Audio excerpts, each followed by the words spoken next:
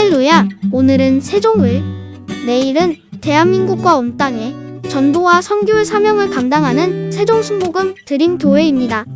하나님의 사랑과 은혜가 치유와 응답이 있는 성령 충만한 교회입니다. 구독과 중보기도로 드림가족이 되어보세요. 오늘도 주 안에서 참 좋은 날입니다. 디모데전서 1장 1절부터 공부를 시작하겠습니다. 디모데전서 1장 1절 우리 다같이 읽으십시다. 우리 구주 하나님과 우리의 소망이신 그리스도 예수의 명령을 따라 그리스도 예수의 사도된 바울은, 디모데는 바울 선생의 영적인 아들입니다. 그래서 바울 선생이 디모데를 에베소 감독으로 임명을 하고 난 다음에 목회에 대한 여러 가지 교훈을 말씀한 책이 디모데전서, 디모데후서인 것입니다. 이 디모데에게 어떻게 교회를 치리하며 양무리들을 돌볼 것이냐, 거기에 대한 바울 선생의 간절한 가르침과 교훈과 부탁이 기록된 것입니다. 그 디모데전서에 바울 선생이 인사의 글로서 우리 구주 하나님과 우리의 소망이신 그리스도 예수의 명령을 따라서 그리스도 예수의 사도가 된 바울이다. 자기 자신은 우리 구주 하나님과 우리 소망이신 그리스도로 말미암아 사도가 되었다. 우리 하나님을 우리가 구주라고 부를 수 있는 것은 너무나 영광스러운 것입니다. 왜냐하면 하나님은 원래 아담과 하와를 지으신 창조주 되신 것입니다. 아담과 하와에게는 창조주요, 그런데 우리에게는 하나 더 붙어서 구속주, 구원의 주가 된 것입니다. 하나님은 우리를 만들어 놓으셨는데 죄가 들어와서 망가져버렸었어요. 잘 만들어 놓은 인생이 죄가 들어와서 완전히 부패해서 망가져버린 것을 하나님은 다시 우리를 재창조하셔서 건져내셨으므로 창조주가 되시고 또한 우리의 구주가 되신 것입니다. 여러분, 우리 하나님이 우리를 보실 때 그렇게 말씀하겠습니다. 너는 내가 만들었으니 내 거고, 내 아들 예수 그리스도의 십자가 보배로운 피로 값주고 사셨으니 또 내 거고, 너는 이중으로 내 것이다. 우리 예수 믿는 사람이 우리 하나님을 보고 우리 구주 하나님이라고 부를 때 우리는 깊은 의미를 모르고 부르지만은 하나님은 굉장히 감격적으로 그 말씀을 받아들이는 것입니다. 그렇지, 내가 만들었으니 창조주 하나님이고 또 너를 값주고 샀으니 내가 구주 하나님이 아니냐. 여러분은 이중으로 하나님이 귀하게 여기시는 것입니다. 우리 예수 믿는 사람들을 하나님이 얼마나 귀하게 여기고 기뻐하고 즐거워하는지 몰라요. 만들었으니 하나님의 솜씨를 나타낸 것이므로 아름답고 좋은데, 잃어버렸다가 도로 찾고 죽었다가 도로 살아났으니 이중으로 좋단 말입니다. 하나님이 우리를 보시면 잠잠히 기뻐하시고 기뻐 즐거워하시고 소리친다고 말하는 것입니다. 그러므로 우리는 우리 스스로가 우리를 비하해서는 안 됩니다. 하나님이 우리를 이처럼 귀하게 여겨주신다는 것입니다. 우리는 하나님에 대해서는 귀한 보석과 같습니다. 하나님은 여러분을 너무나 귀하게 여기고 아름답게 여기는 것입니다. 그렇기 때문에 하나님의 눈으로 우리를 보고 하나님께 사랑받는 사람처럼 우리가 행동을 해야 되는 것입니다. 하나님께 멸시받고 천대받는 사람과 다릅니다. 하나님이 이중으로 우리를 귀하게 여기고 사랑하고 귀중히 여기심으로 하나님께 귀여움을 받고 사랑을 받는 사람처럼 우리 어느 심사 행동을 해야 될 것인 것입니다. 그러므로 우리 구주 하나님과 우리의 소망이신 그리스도 예수라겠습니다. 예수님을 말하면 우리에게 소망을 주신 분이 예수님이 것입니다. 우리는 죄악으로 말미암아 세상에 팔려고 마귀의 종이 되어 캄캄했습니다. 어두운 세상길에 앞길이 캄캄했어요. 왜냐하면 세상에 육으로 태어난 사람은 영이 죽었기 때문에 육밖에 없어요. 눈으로 보고 귀로 듣고 냄새나고 맛보고 느끼고 육체의 정욕, 안목의 정욕, 이 세상 자랑으로 사는 동물적인 삶만 살았습니다. 동물 보고 물어보십시오. 너 어디서 왔니? 모릅니다. 너 왜 사니? 대답 못해요. 어디 가니? 모릅니다. 아무것도 몰라요. 그냥 본능을 따라 살아요. 사람들도 여러분, 육체의 사람은 멸망하는 짐승과 같다고 성경은 말했습니다. 사람은 존귀하나 깨닫지 못하면 멸망하는 짐승과 같다. 동물적인 본능을 쫓아서 사는 어둡고 캄캄한 인생인 것입니다. 길거리에 사람을 자꾸 물어보십시오. 당신 어디서 왔어요? 웃기는 소리 하네. 남이 어디서 오든지 무슨 말을 왜 묻느냐? 어디서 왔는지 스스로 대답을 하죠. 육신적으로 어디서 왔다면 본적을 말할 수 있죠. 부모의 이름을 말할 수 있죠. 그 전에 어디서 왔느냐는 것은 오늘 화학적이 말한 것처럼 아미바의 벌레가 진화돼서 왔다고 그런 소리 흩은 수작을 하고 있는 것입니다. 왜 사느냐? 먹고 살려고 산다. 왜? 다 먹고 살려고 노력하는 것입니다. 그러다 나중에 먹는 날이 거치면 죽는 것입니다. 사람이 곡기가 떨어지면 죽어요. 내가 가만히 많은 환자들을 신방해 보았는데 그래도 아파트로 누워있어도 음식을 먹을 때는 살아요. 그러나 음식 먹는 것을 거부하고 곡기가 떨어지면 가는 것입니다. 그러므로 항상 살아있으려고 자꾸 먹는 거요. 밤이나 낮이나 먹는 거요. 죽자 살자 먹는 거요. 먹다 살다 죽다 그건 것입니다. 그러니 그것밖에는 뭐가 뭔지 모르잖아요. 그 다음엔 죽고 난 다음 저 건너편에 무덤밖에 안 보입니다. 무덤 저 건너편에 뭐가 보입니까? 아무것도 안 보이잖아요. 그러므로 어둡고 캄캄한 곳에 환하게 빛으로 오신 분이 예수님인 것입니다. 동방박사 세 사람이 별을 따라와서 예수 그리스도에게 경배했듯이 그리스도는 세상에 빛으로 오신 것입니다. 왜냐하면 예수님을 통하면 아버지를 알게 되고 왜 세상에 살고 어디로 가는지를 아니까 어두움에서 빛을 찾은 사람이 되고 마는 것입니다. 어두워서 방향을 알지 못하고 어디에 가야 할지 모르는 우리들에게 그리스도를 만나면 빛이 되어서 과거를 돌아볼 때 우리는 아담과 하와의 자손으로 하나님의 지으심 받은 자손이나 타락에서 버림받았던 것을 환히 들어서 알 수 있습니다. 보이거든요. 이제 이 땅에 사는 것은 하나님의 부르심을 받아 하나님 섬기고 하나님 영광을 위해서 이 땅에서 산다. 그 다음 내일을 보면 주님 죽었다가 부활해서 성천의 섬으로 주님을 통해서 하늘나라가 보인단 말입니다. 빛은 보이는 것입니다. 옛날에 안 보던 것이 지금은 보인단 말입니다. 옛날에는 캄캄해서 뒤를 돌아봐도 안 보이고 앞을 봐도 안 보이고 미래를 봐도 안 보이던데 그리스도를 통하면 이제 보이니까 그리스도가 우리의 빛이 되시는 것입니다. 예수님은 하나님이신 것입니다. 하나님의 아들은 하나님과 동등되신 제2위 하나님. 하나님이 사람으로 오신 것입니다. 그 정말 신기하고 놀라운 일인 것입니다. 왜냐하면 사람이 죄를 짓고 불의하고 추악하고 절망해서 죽어가기 때문에 사람을 건지기 위해서는 사람이 되어 오셔야 하는 것입니다. 사람의 빚은 사람이 청산할 수 있지요. 사람의 빚을 짐승이 청산할 수도 없고 천사가 청산도 못합니다. 사람은 사람이 와서 건져야지요. 그러므로 하나님께서 사람으로 오신 것입니다. 너무나 신기한 일입니다. 이사야도 이 사실을 듣고 난 다음 너무 기가 막혀서 이사야서 53장에 우리의 전한 것을 누가 믿었느냐? 하나님이 사람이 되어 오는데 그것도 어머니 뱃속에 10달 동안 자라서 핏덩어리로 태어나서 강보의 사이에 구유에 누인 아기가 만왕의 왕 만주의 주가 되시고 전능하신 하나님 아버지 우리 평강의 왕이 되실 것이라고 말할 때 누가 믿어주겠습니까? 정신 빠진 소리 한다고 하겠습니까? 그 우리 내기가 바로 하나님 아들 예수님이 사람으로 오신 것입니다.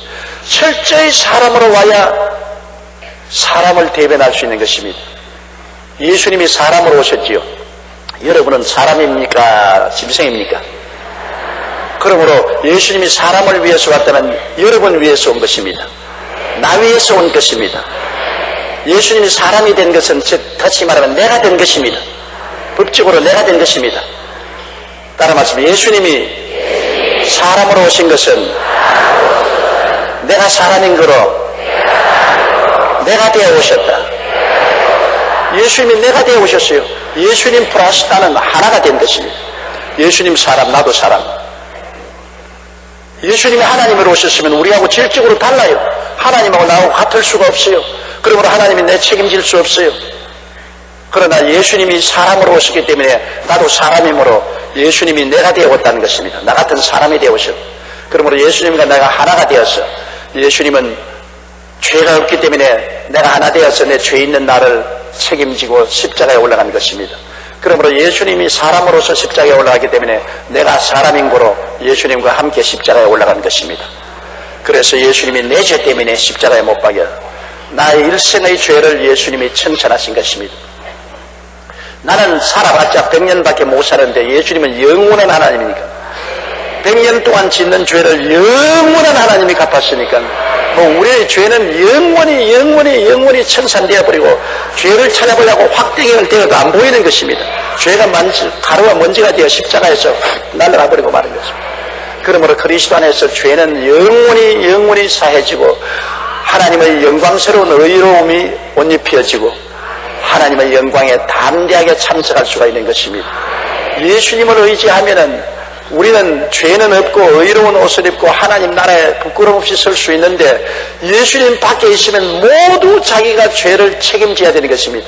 자기 죄를 자기가 책임짐으로 죄 덩어리가 되어서 의로움은 전혀 없으므로 하나님의 영광 앞에 절대로 나서지 못하여 죄 덩어리가 어떻게 하나님 영광 앞에 나서요? 그렇기 때문에 예수 믿지 않고는 구원받을 아무도 없습니다. 예수님 안에 들어가야 예수님이 내가 되어서 나를 대신해서 나의 죄를 청산해 주신 것입니다. 그러므로 나의 죄를 씻기는 예수의 피밖에 없습니다. 예수님 안에는 용서받고 영원히 의롭게 되고 하나님의 영광 나라에 들어갈 소망이 있습니다. 예수님이 주시는 소망은 세상이 주는 소망과 다릅니다. 이 세상 소망은 구름 같고 부귀도 영화도 한 꿈이지만은 예수님 안에 주는 소망은 영원히 용서받고 영원히 의롭게 되고 영원한 하나님의 영광에 참여할 소망을 주기 때문에 그리스도 안에서 우리 마음속에 소망차게 되는 것입니다. 내일이 환합니다. 소망은 내일의 일인데 내일이 광활하고 빛이 나는 것입니다. 그리고 예수님께서는 십자가에 나를 대신해서 내가 되어서 올라가서 아담과 하와로부터 받은 저주를 대신 짊어졌습니다. 아담과 하와는 우리에게 저주를 주었는데 예수님은 저주를 발음받아서 십자가에 못 박여 저주를 청산했으므로 예수가 십자가에 못 박인 것은 내가 못 박인 것입니다. 예수님이 나와 같은 사람이 되어서 내가 되어서 십자가에 못 박였기 때문에 내 저주가 다 청산된 것입니다. 예수님 안에서 저주가 청산되어서 가시와 은극기가 사라졌으니 소망차지요. 무슨 소망이냐? 축복의 소망이 있습니다. 예수님 안에서는 축복의 소망이 있어요.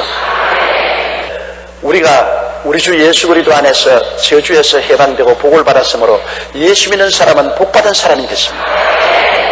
예수님이 사람이 되어서 사람인 내가 가지고 있는 모든 저주를 십자가에서 다 청산했었으니 우리는 아담에게서 받은 화를 예수 그리스도 안에서 다 청산해버리고 재앙이 없는 복받은 사람이므로 이제는 우리가 하는 모든 일에 복이 임하게 되어 있습니다. 우리는 그러므로 예수 믿는 사람들은 복의 소망을 가지고 있습니다. 나는 복받을 소망을 가지고 있습니다. 그 다음 또 예수 그리스도 안에서 치료의 소망이 있습니다. 여러분, 우리는 이 세상에 살면서 원치 않은 병이 늘 들지 않아요. 감기 몸살도 병입니다. 그런데 요사이는 식생활이 달라져 가지고서 옛날 없던 병들이 많습니다. 고혈압, 당뇨병, 암, 관절염, 신경통, 온갖 병이 다 있잖아요. 사람이 병들면은 만사가 다 귀찮습니다. 건강한 몸이 행복의 기초가 되는데 병들면은 맛있는 음식도 아무 행복을 가져오지 못하고 좋은 집, 좋은 의복이 무슨 행복을 가져오는 것입니까? 건강해야 되는 것입니다. 그런데 이 건강한 소망을 우리가 얻어야 돼요. 건강한 소망을 약에다 둘 수도 없고 환경에 둘 수도 없지 않습니까? 우리가 건강한 소망을 얻어줍니까? 예수님께서 사람이 되어 오셔서 내가 되어 오셔서 나를 끌어안고 채찍에 맞음으로 일평생에 들 병을 다 갚아버렸습니다. 제가 채찍에 맞음으로 너희가 나음을 얻었나니 다른 말씀이죠. 제가 채찍에 맞음으로 내가 일생에 앓을 병을 다 청산해버렸다. 이사야 53장에 그는 실로 우리의 질고를 지고 우리의 슬픔을 당했다고 말한 것입니다. 예수님이 실로, 진짜로 가짜가 아닌 실로 우리의 질고를 지고 슬픔, 마음의 병, 육체의 병, 마음의 병을 담당하셨다. 그러므로 우리 일생에 당할 병을 예수님이 채찍에 맞으심으로 청산하고 십자가에 매달림으로 청산했다. 제가 우리 연약한 것을 친히 담당하시고 병을 짊어지셨습니다. 그러므로 건강한 소망이 있어요. 예수님 안에서 치료받을 소망이 있어요. 내가 우리 교회에 나와서 치료받은 간증 하나에 감격을 느낀 것은 월남 전쟁에 참전했다가 고엽제라고 나무 풀만이 있는 화학 약품을 뿌려서 그것이 몸에 붙어가지고서 온몸이 굳어졌어요. 고엽제로 말미암아 일어난 병들에 대한 그 신문에도 많이 나고 텔레비 뉴스에도 많이 나지 않습니까? 고엽제 후유증으로 온몸이 굳어졌는데 이제는 서서 걸을 수도 없고 휠체어에 앉아서 생활하고 그 다음에는 뭐 손가락도 다 굳어지고 뭐 입도 다 굳어지는데 병원에서는 치료 방법이 없어요. 그런데 이웃에 있는 사람들이 여의도 순복음교회에 나가면 하나님이 고쳐주신다. 그 말씀을 듣고 소망을 가지고 왔다가 설교를 듣는 중에 제가 채찍에 맞음으로 너가 나음을 입었다는 말씀을 듣고 의사도 못 고치고 병도 약도 못 고치고 도저히 못 나는 병인데도 성경에는 주님께서 제가 채찍에 맞음으로 너희는 나음을 입었다 말을 들었으니 그 말을 듣고 열심히 교회에 나가는데 하루는 교회 예배를 보는데 마음이 그렇게 기뻐지고 평안해지더랍니다. 마음이 아주 화평해지고 기뻐지고 마음이 아닌 게 은혜가 와서 부드러워지더니만 그 다음 예배를 마치고 나갔는데 막 온몸이 다 부드러워져 버렸어. 깨끗이 나와버렸어. 그만 윌체에서 일어나서 걷게 되고 몸도 부들부들해지고 막 온몸이 다 나와버리고 말았어. 예수님의 은혜가 임하여서 소망이 이루어질 것입니다. 소망을 가질 수 있습니다. 어떠한 병든 자도 소망을 가질 수 있습니다. 건강한 자도 일평생 건강하게 살 수 있는 소망이 있습니다. 또 병이 들어도 내가 이길 수 있다는 소망이 있는 것입니다. 예수님 안에 소망이 있습니다. 이 소망이 얼마나 귀합니까? 돈 주고 못 사는 소망인 것입니다. 그리고 예수님 안에서 첨단 소망이 있습니다. 예수님이 사람으로 오셔서 나도 사람이니까 내가 되어서 나를 끌어안고 죽었다가 부활하실 때 혼자 부활한 것이 아니라 예수님을 통해서 내가 부활한 것입니다. 예수 죽음 내 죽음, 예수 무덤 내 무덤, 예수 부활 내 부활, 예수 성천 내 성천, 예수님이 나를 끌어안고 부활하셔서 성천에서 보좌에 앉았으니 실제로 시간과 공간을 초월해서 우리가 생각하면 지금 여러분 이미 다 부활해서 하는 보좌에 앉아 있습니다.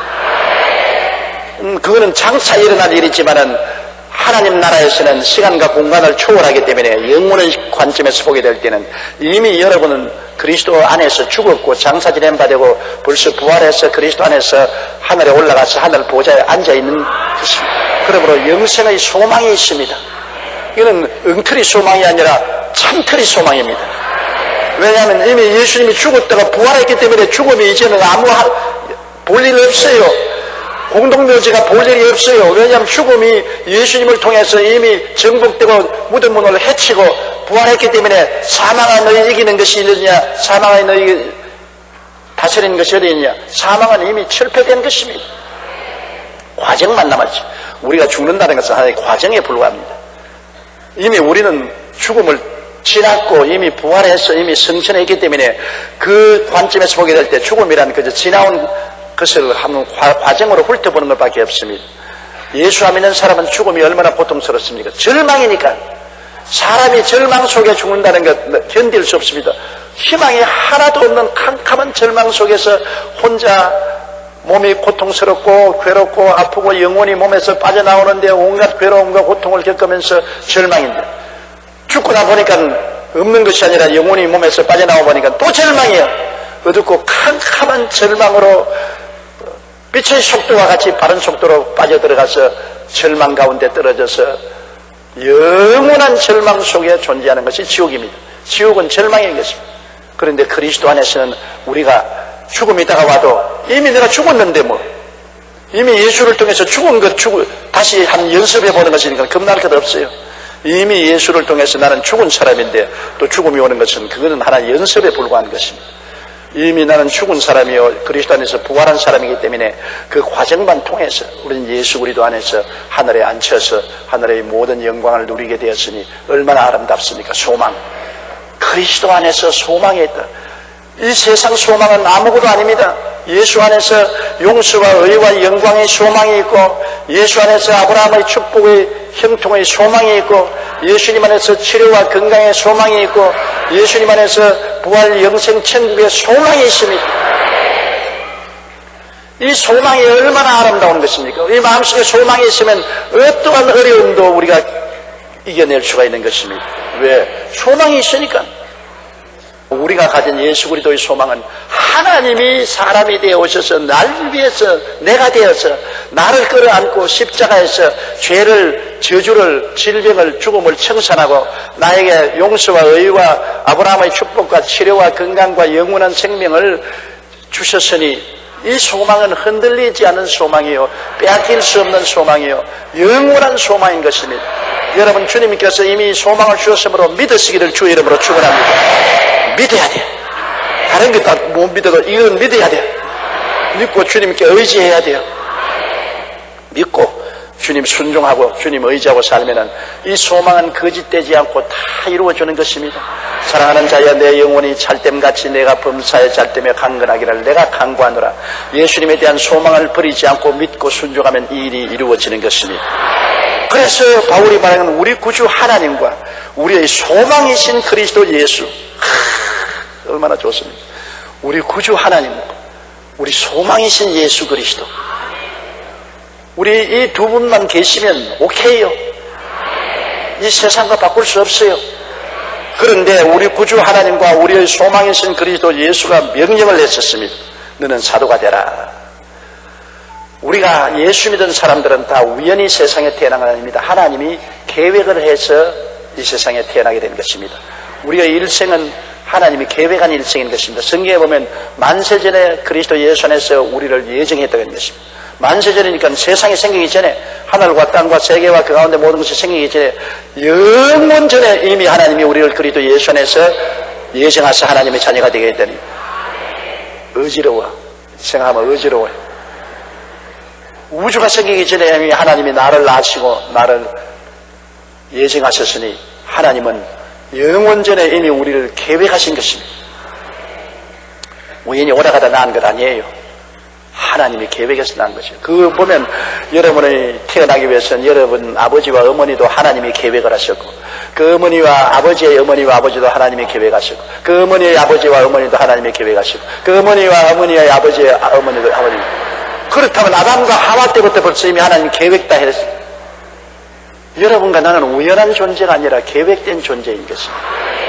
계획된 존재로서 이 땅에 태어나서 구원받도록 하나님이 계획해 놓으시고, 또 구원받았으면 여러분 하나님의 영광을 위해서 살도록 계획해 놓으셨습니다. 사도 바울 선생은 사도가 되도록 하나님이 계획하시고 하나님이 불러셨습니다. 조용기는 목사가 되기 위해서 하나님이 계획하신 대로 부르시고, 여러분은 남자가 되기 위해서는 남자로 부르시고, 여자가 되기 위해서는 하나님이 여자로 부르시고, 여러분이 계획이 큰 계획, 작은 계획이 할 것 없이 모든 것이 다 주님이 계획한 것이요. 여러분 꽃들도 보십시오. 장미꽃도 하나님이 계획해서 장미꽃으로, 다리아는 다리아로, 그렇지 않으면 찔레꽃은 찔레꽃으로, 봉숭아는 봉숭아로, 며느리 바풀꽃은 며느리 바풀꽃으로. 여러분 도시에서 자란 사람 며느리 바풀꽃이 뭔지 모르지요. 우리 시골 갔다가 학교 갔다 오면은 공동묘지에 꼭 그거는 핍니다. 공동묘지에 요만하게 쬐그만하게 밥풀같이 보이시, 탁 터져서 밥풀같이 보이시. 그 옛날에 하도 가난할 때 며느리가 밥을 포근한 다음 주걱에 있는 밥풀을 먹는데 시어머니에게 들켜서 얻어맞아서 죽었어. 한이 되어서 무덤을 묻어놓으니까 밥풀이 돼서 싹 나왔다. 며느리 밥풀.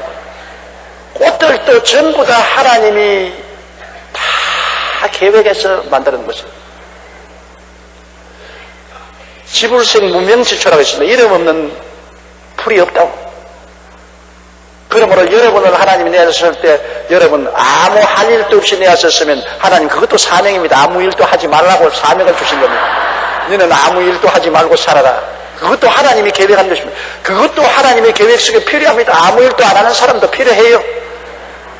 너는 가정주부가 되라, 너는 노동자가 되라, 너는 공무원이 되라, 너는 사업가가 되라. 다 하나님이 주신 사명인 것입니다. 너는 구두닦이가 되라 하면 열심히 하나님의 영광을 위해서 구두. 그래서 우리가 사는 모든 일은 우리를 위해서 살지 않고 우리는 하나님을 위해서 사는 것입니다.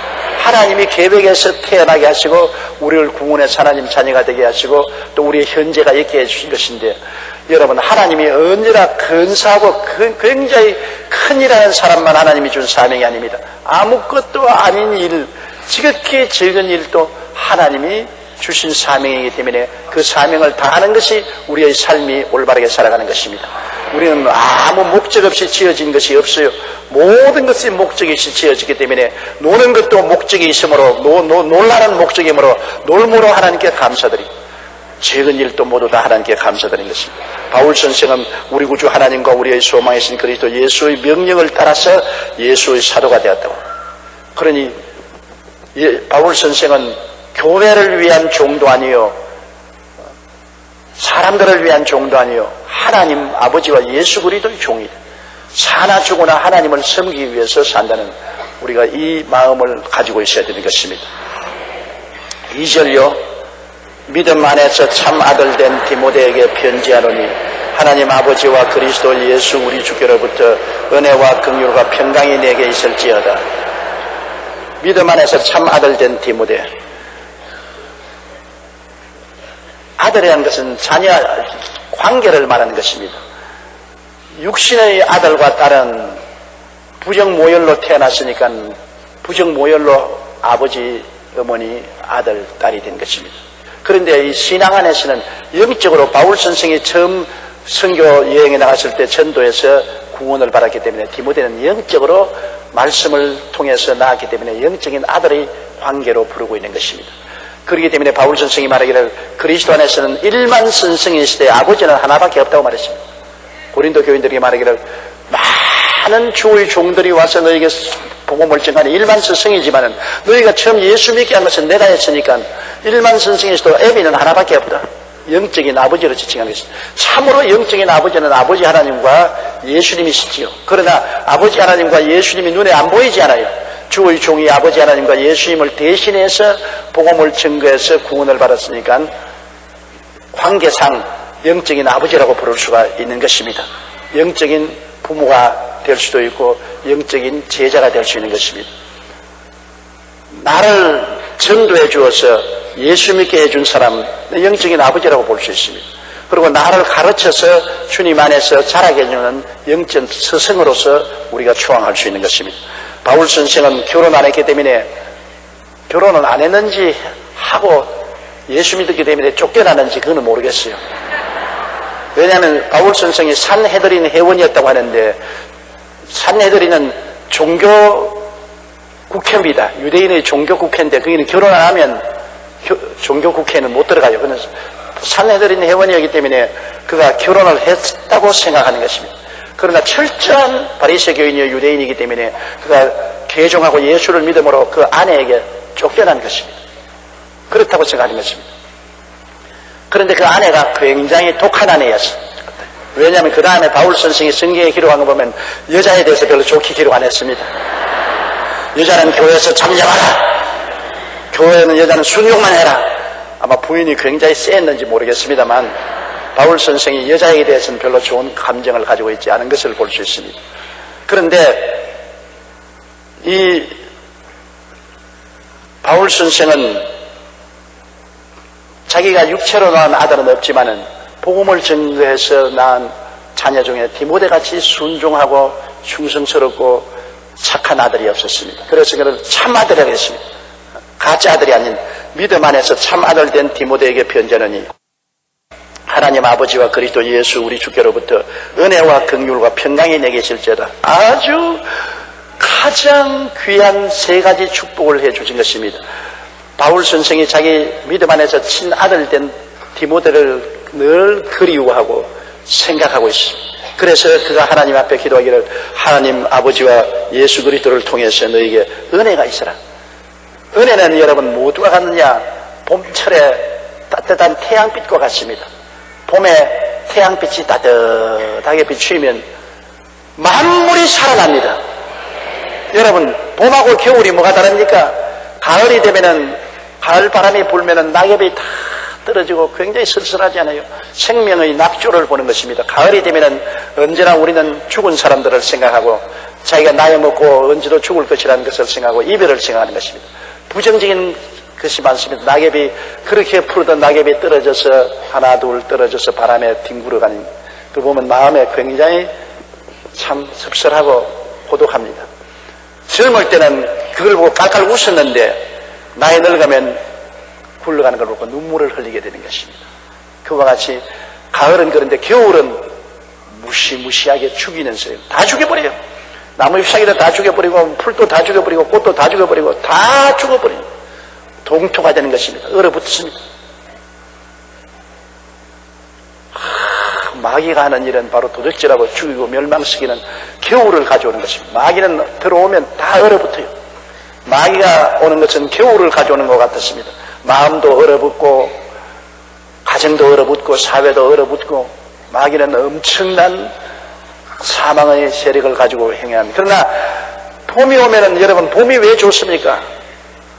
봄이 오면 산과 들에 진달래 피고 산과 들에 진달래가 피고 멀리 아지랑이가 끼고 희망이 북추쳐오는데 어릴 때 봄이 오면은 우리는 집에서 산을 건너서 학교 가지 않습니까? 그러면 양산에 참 진달래가 있어 진달래 따먹고 먼 산에 보면 아지랑이가 끼고 있고 도랑에 물이 이제 덜 흐르면 버들피리가 물에 헤엄치고 다니고 버들강아지가 피어오르고 얼마나 봄은 즐거운지 몰라요. 봄은 모든 생명을 가져오는 것입니다. 바로 은혜가 그 봄인 것입니다. 하나님의 은혜가 오면 모든 것이 살아나요. 우리가 왜 교회가 좋으냐? 교회는 예수 그리스도 이름으로 아버지를 예배드릴 때 은혜가 쏟아지기 때문에 은혜가 쏟아지면 모든 것이 살아납니다. 내 영도 살아나고 내 마음도 살아나고 내 감정도 살아나고 내 건강도 살아나고 내 환경도 살아나고 모든 것이 생명을 얻되 넘치게 얻는 생명의 근원이 은혜인 것입니다. 그러므로 주님 앞에 우리가 기도할 때 할 말이 없으면 가만히 앉아서 예수 그리스도와 아버지 하나님 앞에 앉아 있어도 은혜가 와서 살아나기 시작하는 것입니다. 기도한다고 자꾸 말만 하지 말고 말할 말이 있으면 말을 하세요. 말할 말이 없거든 주님 앞에서 그냥 가만히 앉아 있어요. 앉아 있다가 졸음을 오거든 자세요. 나는 기도원에 가서 구울에서 기도하다가 어느 데는 피곤해서 잤는데 한 시간, 2시간 혼자 꼬적꼬리가 앉아서 코를 골고 잤는데 깨어나니까 은혜가 충만해. 자는 동안에 하나님의 은혜가 퍼부어져서 주님을 예배드리고 감사드리고 찬양드릴 때도 은혜가 쏟아지지만은 주님 앞에 잠잘 때도 은혜가 쏟아지는 것은 야곱이 외삼촌 집에 가다가 들에서 돌베개 하고 자는데 하늘 문이 열리고 천사가 오르락내리락하고 그 사다리 위에 하나님이 계신 것을 보았습니다. 잠에도 하나님이 역사하는 것입니다. 그렇기 때문에 교회에 와서 난 자는 사람은 꾸짖지 않아요. 아버지 집에 와서 피곤한데 강단에서 보면 아름답지는 않아요. 입다 벌리고 이런데 그래도 모르는 사이에 하나님의 은혜가 입속으로 확 들어가는 거예요. 아예 자더라도 교회 와서 자는 게 좋아요. 찜질방에서 자다가 잘못하면 심장마비가 걸리는데 교회 와서 자는 게 좋아요. 무서운 이야기가 있어요. 요사이는 지옥에 가면 불이 없어졌대요. 한국 사람들이 가면은. 옛날에는 막 불구덩이 속에서 하나님이 지옥에 보내면 불구덩이 속에 있는데 요사이는 불구덩이가 없었는데 그래 왜 불구덩이가 없으니까는 한국 사람이 하도 찜질방에 몸을 떼어가지고 이제 불구덩이에 넣어도 시원하다 그렇기 때문에 불구덩이 가지고는 안 된대요. 그런 이야기가 참 많다고 요사이. 그렇지 않으면 이제 천당 가는데 천사가 신분증을 내놓으라고 해서 보는데 시간이 너무 걸려. 옛날엔 착착했는데 왜냐면 하도 얼굴을 뜯어 고쳐놔가지고서 오리지널하고 틀리기 때문에 오리지널하고 대조하는데 시간이 걸린다는 겁니다. 농담으로 하는 말이겠지만 그와 같이 세월이 바뀌어진 것입니다. 하나님의 은혜, 우리가 교회에 와서 찬송 부를 때 은혜가 쏟아지고 말씀 들을 때 은혜가 쏟아지고 기도할 때 은혜가 쏟아지고 심지어는 하나님 앞에 잠을 자도 은혜가 쏟아진다. 은혜, 이 은혜는 받으면은 전에도 제가 말했지만 부드럽게 만들잖아요. 마음을 부드럽게 만들고 육체를 부드럽게 만들고 생활을 부드럽게 만들고 은혜 받으면 말도 부드러워지고 은혜는 생기가 넘치게 하는 것입니다. 기쁨이 넘쳐나요. 은혜를 받고 나면 기쁨이 넘쳐나요. 발걸음에 힘이 생겨요. 삶에 기쁨이 넘쳐나요. 기쁨은 생기를 넘치게 하는 것입니다. 기가 살아나요. 기가 살아나요. 그래서 저는 늘 기도할 때 하나님 저에게 은혜를 주어서 기가 살아나게 해주시옵소서. 기가 살아나게 해주시옵소서. 나이를 젊을 때는 기가 안 살아나도 기가 넘치지만은 나이를 먹으면 기가 자꾸 시들어지지 않아요. 그 하나님 기를 충만히 주시옵소서. 은혜를 부어주셔서 기가 넘치게 하여 주시옵소서. 그러면 하나님께서 은혜를 주어서 생기가 넘치게 하는 것입니다. 생기는 은혜를 통해서 오는 것입니다. 그러므로 예수 믿고 은혜 받는 건 너무나 중요합니다. 은혜는 예수 그리스도와 아버지 하나님께로부터 쏟아지는 것입니다. 예배 드릴 때 은혜가 오는 것입니다. 구역 예배 드릴 때 예수 이름으로 두세 사람이 모이면 은혜가 오고 집에서도 내가 하나님께 예배 드리면 은혜가 오는 것입니다. 은혜를 받고 나면 모든 생활에 문제가 해결되는 것입니다. 은혜는 생기의 역사를 베풀어 주는 것입니다. 은혜가 있으라고 했으니 큰 축복이지요. 그 다음에 긍휼이 있으라고 했습니다. 긍휼은 불쌍히 여기는 마음인 것입니다. 긍휼은 여러분 부모는 자식을 내내 불쌍히 여겨요. 그 참 부모가 되었다는 것은 어찌할 수 없는 그러한 하나님의 성품을 얻는 것입니다. 자식이 30대 40대가 되어도 부모는 늘 볼 때 불쌍한 생각을 보는 것입니다. 잘못 살아도 불쌍하고 잘 살아도 저는 고생한다고 불쌍하고 부모가 자식을 보면 늘 불쌍한 생각이 나서 늘 주고 싶고 돌봐주고 싶습니다. 시어머니와 며느리의 관계는 영원히 풀지 못할 수수께끼와 숙제인 것입니다. 시어머니와 며느리가 좋은 관계에 있는데도 많아요. 그래도 좋은 관계에서도 노력으로 좋은 관계에 있지 자연적으로 마음에서 우러나게 좋은 관계가 있는 것은 별로 없어요. 되게 노력을 하지. 그런데 왜 그러냐? 어머니가 딸을 볼 때는 긍휼한 마음으로 봅니다. 딸을 보면은 모든 것이 불쌍하게 보기 때문에 모든 것을 불쌍하고 안 됐고 사랑스럽고 돌봐주기 때문에 자기 딸에 대해서는 허물을 자꾸 덮어주고 좋은 일만 드러내는 것입니다. 그러므로 긍휼을 보고 딸을 보는데 똑같은 젊은이지만은 며느리를 볼 때는 긍휼은 사라지고 율법으로 보는 것입니다. 안경을 갈아 껴요. 긍휼의 안경 대신에 율법의 안경을 딱 갈아 끼고 잘하면 본전이고 못하면은 교육을 못 받아서 친정에서 못 빼먹어서 성격이 못 떼먹어서 저러다 꼭 비평을 합니다. 딸내는 비평을 안 해요.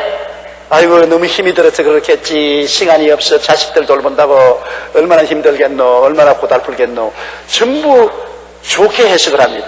그건 긍휼 안경을 끼고 보는데 며느리는 율법의 안경을 끼고 보니까 아무리 잘하봤자 본전이요. 잘하면 물론 지금 마땅히 해야 될 게 됐는데 뭘 칭찬받을 것 있어. 못하면 못 떼먹었다고, 성격 고약하다고, 집안에서 교육 잘 못 시켰다고 온갖 비평을 하는 것입니다. 입으로 안 내놔도 속으로 하거든. 속으로 해요. 그렇기 때문에 긍휼이라는 것은 여러분 불쌍히 여기는 마음이란 얼마나 좋은 건지 모릅니다. 그거는 부모가 자식에게 가지는 긍휼이 그 진짜 긍휼인 것입니다. 그런데 하나님이 우리를 보실 때 율법으로 보시면 견디낼 사람이 없습니다. 살아남을 사람 없어요. 하나님의 눈으로 볼 때 하나님 눈앞에서 올바르게 당당하게 설 사람이 누가 있겠습니까? 하나님은 우리를 보실 때 긍휼을 가지고 보시는 것입니다. 부모가 자식을 불쌍히 여김 같이 하나님이 자기 믿는 자를 불쌍히 보시는 것입니다. 하나님이 긍휼히 보시기 때문에 우리가 늘 잘못하고 죄를 지어도 살아남았지, 하나님 율법으로 보시는 앞에 섰다면 우리가 죽었죠. 오늘날 십자가를 예수님이 짊어지고 난 다음 우리 위에 피를 흘린 이후로 하나님은 우리를 불쌍히 보시는 것입니다. 긍휼히 보셔서 그래서 하루에 7번씩 이런 분도 용서하시면서 자꾸만 우리를 살리려고 애를 씁니다. 하나님은 우리를 살리려고 애를 쓰지 우리 죽이려고 애를 쓰지 않습니다. 긍휼하신 하나님. 그렇기 때문에 우리가 하나님께 담대히 나가서 기도할 수가 있는 것입니다. 그리고 평강이 내게 있기를 아니라 마음의 평화, 행복의 기초는 평화에 있습니다. 평화가 잃어버리면 아무것도 우리가 가진 것 얻게 되는 것입니다. 옛날엔 그렇지 않지만 고추당초 맷돌 하나 시집살이도 맷돌하고 시집살이에 숨도 하면 크게 못 쉬고 너무나 마음을 조바심을 가지고 살다가 친정집에 나들이 오면은 아버지, 어머니의 은혜와 긍휼 있는 속에 들어오면 마음이 편안해집니다. 시집살이 하다가 친정집에 와서 한 달 있으면 살이 찌고 마음의 기쁨이 넘쳐나는 것은 평안스럽다. 부모가 은혜를 베풀어 주시고 긍휼히 보아주신 게 조바심을 버리고 눈치 보지 않고 편안하게 살 수 있다. 우리가 하나님의 은혜를 받고 하나님의 긍휼을 알면은 마음속에 평강이 다가오는 것입니다. 늘 나를 흠잡고 심판하고 정죄하는 사람 앞에서는 몸을 움츠리잖아요. 상사들 앞에서는 직원들이 몸을 움츠립니다. 군대에 가서도 장교 앞에서는 사병이 몸을 움츠립니다. 심판당하니까. 그러나 부모 앞에서는 몸을 움츠리지 않은 것은 언제나 긍휼을 베풀어 주기 때문에 마음이 편안해질 수 있는 것입니다. 마음의 평안 얼마나 좋은지 모릅니다. 예수 그리스도를 믿고 아버지를 섬기는 사람은 그 결정적인 은혜가 마음의 평안인 것입니다. 하나님이 나를 사랑하시고 불쌍히 보아주시고 돌보아 주심으로 비평받지 않고 판단받지 않으므로 마음의 평안을 가질 수가 있는 것이고, 또한 은혜와 긍휼이 오면은 결과적으로 마음속에 평안이 채워지는 것입니다. 마음이 평안해야 먹는 것도 살이가 되고 입는 것도 기뻐지고 사는 것도 즐거워지는 것입니다. 평안이 우리 삶의 기반이 되는 것입니다. 평안이 잃어버리면 돈도 지위도 명예도 권세도 아무것도 행복을 가져오지 못합니다. 평안이 얼마나 좋은지 모릅니다. 그래서 바울 선생은 디모데에게 편지할 때 하나님과 예수 그리스도로 말미암아 은혜가 있고 긍휼이 있고 평안이 있는 것을 기억하라는 것입니다. 시상스럽게 있는 것이 아니라 하나님이 우리를 만나면 은혜 주시기를 원하고 긍휼 주시기를 원하고 평안을 주시기를 원하는데, 그런데 왜 바울이 이렇게 축복을 했느냐? 하나님은 우리가 축복을 빌어줄 때 축복이 오는 것입니다. 우리는 왕같은 제사장입니다. 제사장은 복을 빌어주는 직분이 있기 때문에 우리가 서로 자꾸 축복을 빌어줘야 되는 것입니다. 여러분, 부모는 자식에게 자꾸 복을 빌어줘야 돼요. 하나님 앞에서 은혜 받아라, 긍휼을 받아라, 평강하라. 그를 통해서 하나님의 복을 주시는 것입니다. 오늘 하나님의 복은 제사장을 통해서 구약에 복을 주셨는데, 예수님이 제사장이고 우리는 새끼 제사장입니다. 왕같은 제사장들입니다. 그러므로 우리가 서로 자꾸 복을 빌어줘야 복을 받지요. 서로 자꾸 저주하고 욕을 하면은 마귀의 역사만 일어나지 하나님의 역사가 일어나지 않는 것입니다. 넘치는 은혜가 오늘날 서로 복을 빌므로 온다는 것을 잊지 말아야 되는 것입니다. 내 같은 사람이 아니요. 여러분은 그리스도에게서 택하신 족속의 왕같은 제사장인 것입니다. 제사장은 복을 빈 자격이 있는 것입니다. 오늘 너무나 많은 사람이 서로 복을 빌지 않아요. 가정에서 남편은 아내를 항상 복을 빌어야 되는 것입니다. 아내는 남편에게 늘 복을 선언해야 되고, 부모는 자식에게 바울 선생처럼 복을 선언해야 되고, 자식은 부모에게 복을 선언해야 되고, 구역원들도 서로 모이면 서로 복 받으세요, 평안하세요, 건강하세요, 하나님의 긍휼이 있기를 바랍니다. 그 형식적으로 하는 것이 아닙니다. 입에 발린 말로 하는 것이 아니에요. 우리는 예수 믿는 제사장으로서 우리가 그렇게 말함으로 하나님의 복을 전달해 주는 것입니다. 하나님은 은혜를 우리에게 의지해서 전달하는 것입니다. 모세가 마른 지팡이를 가지고서 요단강 홍해수를 갈랐습니다. 지팡이가 무슨 소용이 있나요? 지팡이를 통해서 하나님의 기적이 일어나는 것입니다. 나무가지를 꺾어서 물에 던지니 물이 달아졌습니다. 나무가지가 무슨 효과가 있나요? 그러나 그 나무가지를 통해서 물이 달아진 것입니다. 오늘날은 하나님이 우리 각자에게 축복을 주는 것은 우리의 입술의 축복을 통해서 복을 주시는 것입니다. 내 입의 말로 내가 묶였으면 내 입의 말로 내가 사로잡혔다. 땅에서 묶으면 하늘에서 묶일 것이요 땅에서 풀면 하늘에서 풀린다. 그러므로 여러분 서로 자꾸 복을 빌어야 돼요. 서로 복을 비는 것은 굉장히 좋습니다. 서로 저주하지 마세요. 욕하지 말고 평론하지 말고요. 바울 선생은 디모데에게 하나님의 복을 전하는 것입니다. 은혜와 긍휼과 평강이 내게 있을지어다. 형식적으로 한 말이 아닙니다. 이렇게 바울이 말함으로 이 바울의 말을 통해서 하나님의 실제 은혜와 긍휼과 평강이 임하게 되기 때문인 것입니다. 제가 여러분 보고 여러분에게 은혜와 긍휼과 하나님의 평강이 있을지어다. 벌써 임했어요. 말이 나가면 그 말이 그것을 싣고 가는 것입니다. 여러분이 아멘으로 받았기 때문에 그리스도의 은혜와 하나님의 긍휼과 평안이 여러분 것이 되었습니다. 얼마나 놀랍습니까?